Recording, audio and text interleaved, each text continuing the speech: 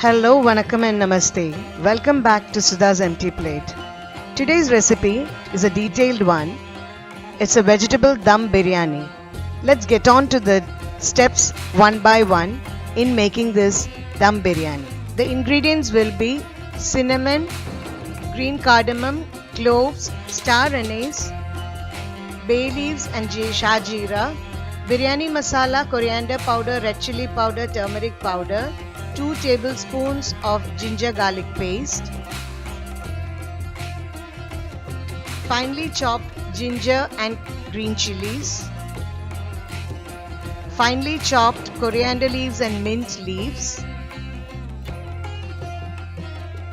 curd half a cup, not very sour. I have soaked 2 pinches of saffron in half a cup of warm milk.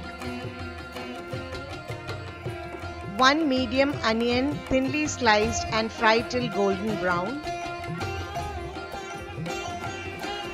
1/4 cup of melted butter. Florets of cauliflower 100 grams. Green peas 50 grams. 2 medium tomatoes, half and thinly sliced. 1 carrot cut into 1-inch pieces. 100 grams beans cut into half-inch pieces. 2 medium onions thinly sliced. 1 large potato cut into 1-inch pieces. Kevda water and rose water. Salt to taste. We need around 2 teaspoons of oil also. Jeeraga chamba rice 2 cups. I am boiling water in 2 vessels simultaneously, the bigger for rice and the smaller for vegetables. Add half the quantity of the whole garam masala items taken earlier. Add all the bay leaves in. The rice has to be cooked with all these flavors.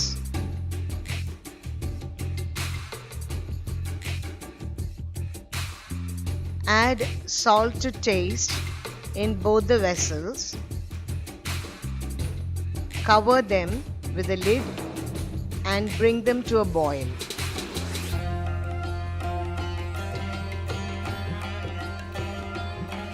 The water in the smaller vessel boils first.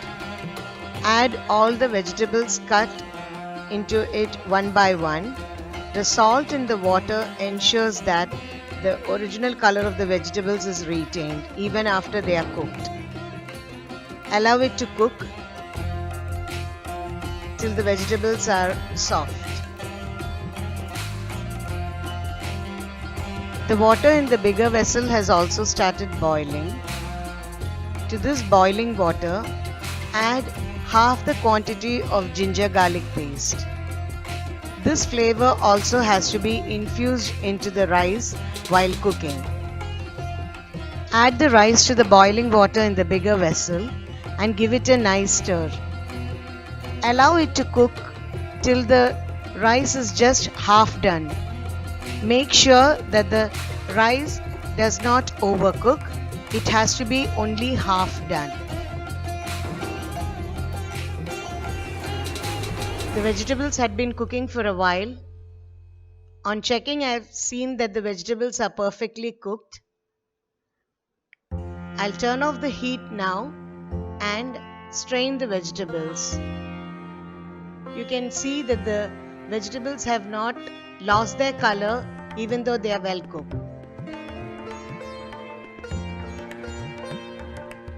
The rice is cooking. Stir well occasionally.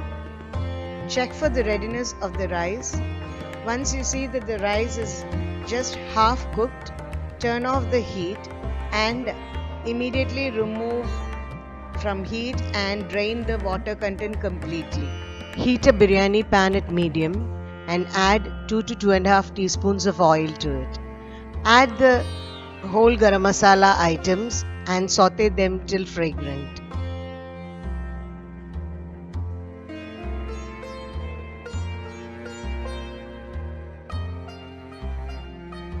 Add the sliced onions and saute them till they are translucent.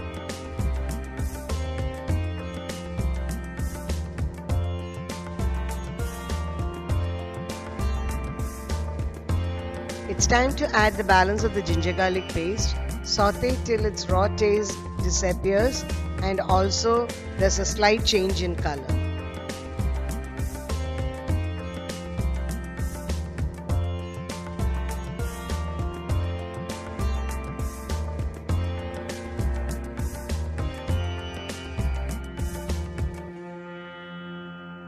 Mix in the sliced tomatoes. Cook them till they are soft and slightly mashable. Add salt to taste, enough for the biryani gravy now. The earlier stages when we added salt, they were only for the rice and the vegetables to cook. So keep that in mind while adding salt now.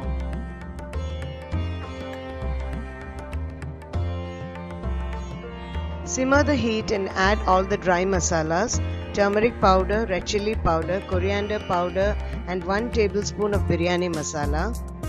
Make sure that you simmer the heat, else the dry masalas will get burnt easily. Saute the dry masalas for 1 to 1.5 minutes till the raw taste leaves. Add 1/4 cup of water to this. Do not increase the heat. Once the water is added, give it a mix and stir in the curd.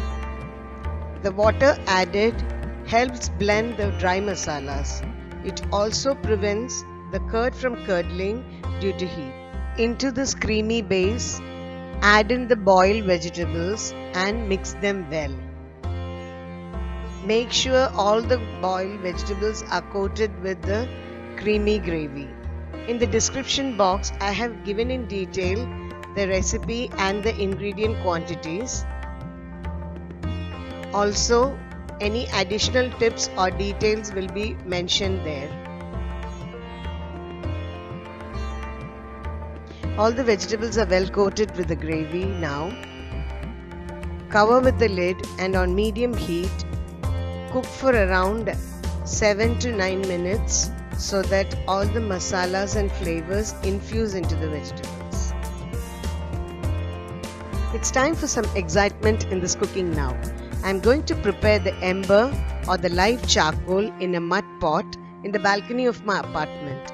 I'm using coconut shells that I've collected and some wood charcoal and camphor.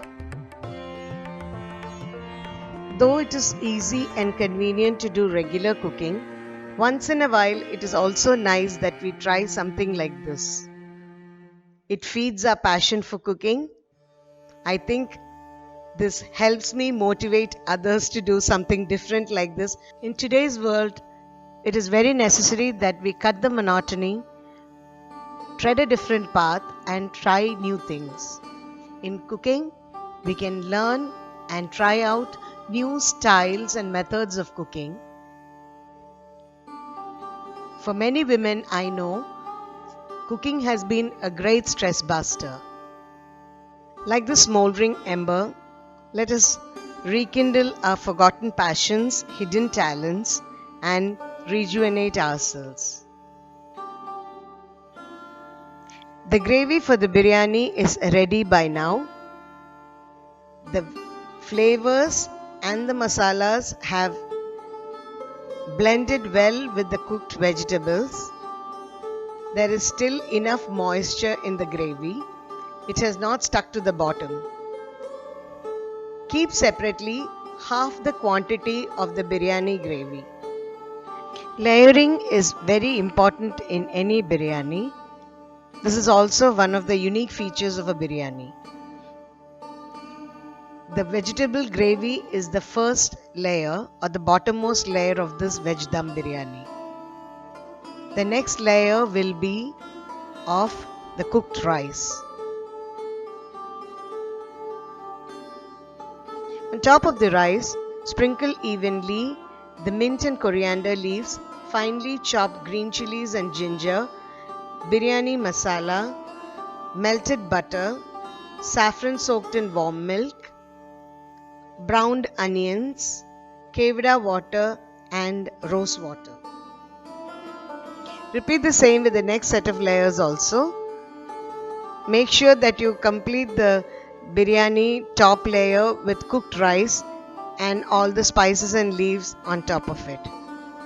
You may also fry cashew nuts in ghee and top it up if you like. For the flavor lock of the dum, prepare a dough as you would do for a chapati with maida or atta. Set it as a rim or ring on the biryani vessel. Place the lid on top of this rim and gently press all along so that the lid sits tightly on the rim. Dum is a way of cooking in which we trap the steam and let the ingredients cook in their own juices. Heat is given from top and bottom alike. I am placing on medium heat an iron tawa and placing my biryani vessel on top of it. The smoldering ember is put on top of the lid and the biryani is cooked in this dum for around 20 minutes. After 20 minutes, turn off the heat and remove the charcoal from the lid. After a rest of 5 minutes, open the dum or the flavor lock with your spatula as a wedge. This dum cooking has been perfect because you can see that there is absolutely no sticking of the dough onto the rim of the biryani vessel. Mix the layers of the biryani with the stem of a ladle so that you don't mash the rice. The texture of the biryani stays intact if it is done so. The veg dum biryani is all set and ready to be served hot. Top it up with more browned onions, fried dry fruits and nuts as per your choice. Enjoy the dum biryani. Try this out and do not forget to give me a feedback. Happy cooking!